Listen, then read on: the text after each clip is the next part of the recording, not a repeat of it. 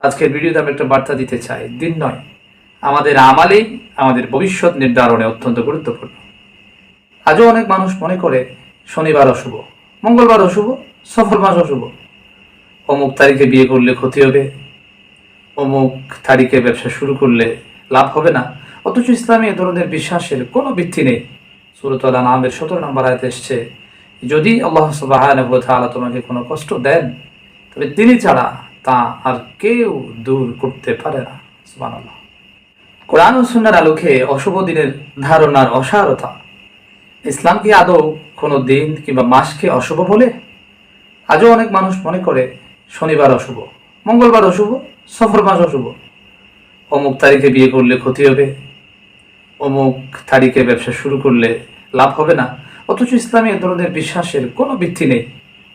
পবিত্র কুরআনুল কারীমের শিক্ষা হচ্ছে, আল্লাহ সুবহানাহু ওয়া তাআলা সূরা আল হাদীদের 22 নম্বর আয়াতে ইরশাদ ফরমাচ্ছেন, পৃথিবীতে কিংবা তোমাদের নিজেদের উপর যে বিপদ আসে তা আমি সৃষ্টি করার আগেই একটি কিতাবে লিপিবদ্ধ রয়েছে। সুবহানাল্লাহ। অর্থাৎ বিপদ আপদ কোনো দিন কিংবা মাসের কারণে আসে না, সব কিছুই আল্লাহ সুবহানাহু ওয়া তাআলার নির্ধারণ।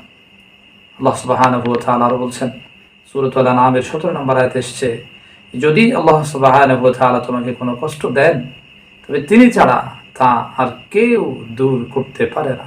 সুবহানাল্লাহ।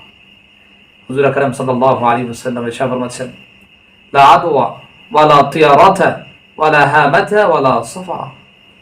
সংক্রামক রোগ নিজে নিজে প্রভাব বিস্তার করতে পারে না, অশুভ লক্ষণ বলে কিচ্ছু নেই, হামা বলে কিচ্ছু নেই, এবং সফর মাস কখনো কোনো সময়ের জন্য অশুভ নয়।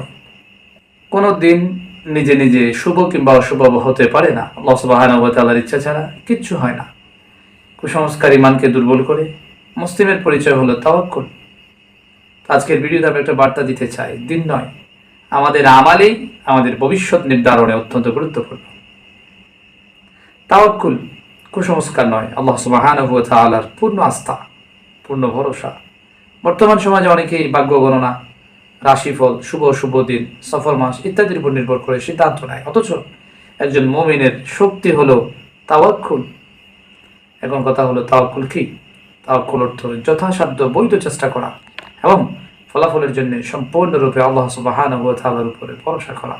পবিত্র কুরআনুল কারীমে সূরা আত-তালাকে এসেছে, আল্লাহ তাআলা বলছেন, ওয়া মান ইয়াত্তাকিল্লাহা ইয়াজআল লাহু মাখরাজা। যে ব্যক্তি আল্লাহ সুবহানাহু ওয়া তাআলার উপরে ভরসা করে, আল্লাহ তাআলাই তার জন্য যথেষ্ট। তিনি আরো বলেন, মুমিনরা যেন আল্লাহ সুবহানাহু ওয়া তাআলার উপরে ভরসা করে। ওয়া আলাইহি ফালিয়াতাওয়াক্কালিল মুমিনুন। রাসূল কারীম সাল্লাল্লাহু আলাইহি ওয়াসাল্লাম ইরশাদ ফরমাচ্ছেন, যদি তোমরা আল্লাহ সুবহানাহু ওয়া তাআলার উপরে যথার্থ তাওয়াক্কুল করতে তবে তিনি পাখিদের মতো করে তোমাদের রিজিক দিতেন। পাখিরা সকালে ক্ষুধার্ত অবস্থায় বাসা থেকে বের হয়ে যায় এবং সন্ধ্যাবেলায় পরিপূর্ণ পেট ভরে খেয়ে পেট পুরে তারপরে তারা বাসায় ফিরে যাবে। তিরমিজির হাদিস।